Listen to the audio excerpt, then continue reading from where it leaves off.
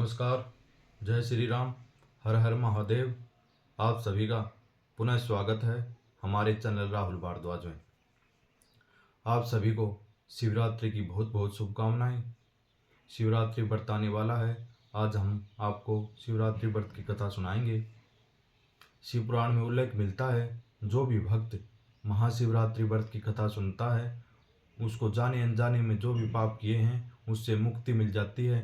और शिवरात्रि व्रत करता और उसकी कथा सुनता है उसको यमराज का भय भी नहीं सताता। तो आज हम आपको शिवरात्रि व्रत की कथा सुनाते हैं, तो ध्यानपूर्वक सुनिएगा। पुराने समय की बात है। चित्रभानु नाम का एक शिकारी था। वह शिकार करके अपने परिवार का पालन पोषण करता था।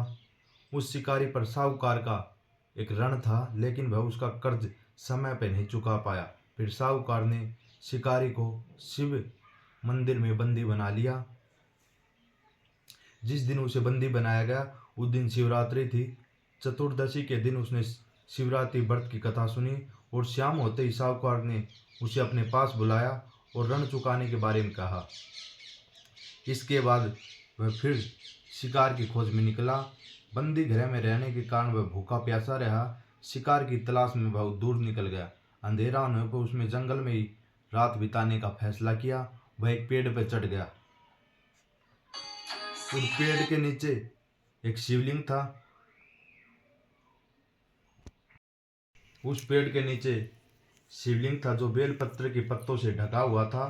शिकारी को उसके बारे में कोई जानकारी नहीं थी। पेड़ पर चढ़ते समय उसने जो टहनियाँ तोड़ी थी वह शिवलिंग पर गिरती रही। इस तरह के भूखे प्यासे रहकर शिकारी का व्रत हो गया।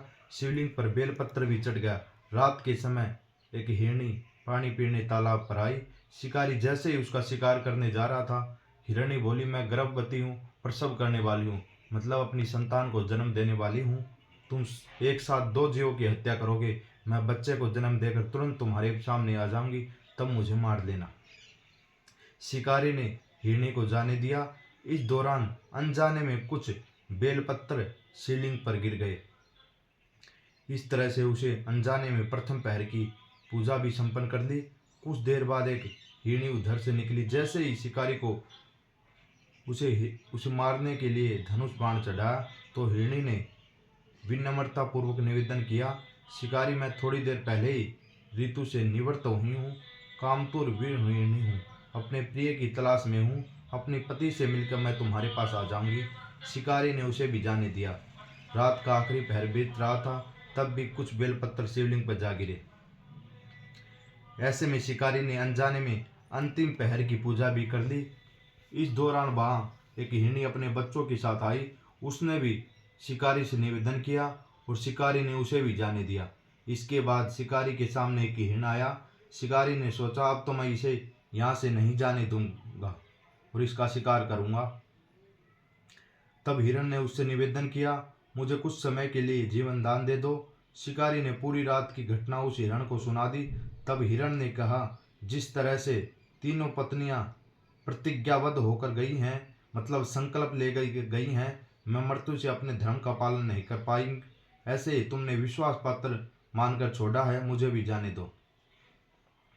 मैं उन सब के साथ तुम्हारे सामने शीघ्र ही उपस्थित होता हूँ। शिकारी ने उसे भी जाने दिया। इस तरह सुबह हो गई। उपवास, रात्रि जागरण और शिवलिंग पर बेलपत्र चढ़ाने से अनजाने में से ही शिकारी का शिव रात्रि का व्रत पूर्ण हो गया और उसे पूजा का पूर्ण फल मिल गया।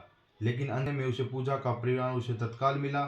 थोड़ी देर बाद हिरण और उसका परिवार शिकारी के सामने आ गए। उन सभी को देखकर शिकारी को बहुत गिलानी हुई। उसने पूरी परिवार को जीवन दान दे दिया। अनजाने में शिवरात्रि व्रत का पालन करने पर शिकारी को मोक्ष की प्राप्ति हुई। तब मृत्यु काल में यमदूत जीव को लेने आए तो शिवगणों ने उसे वापस भेज दिया। उसे शिवलोक ले गए। शिव जी की कृपा से चित्रभानु अपने पिछले जन्म को याद रख पाए। शिवरात्रि के महत्व को जानकर उसका अगले जन्म में पालन भी कर पाए।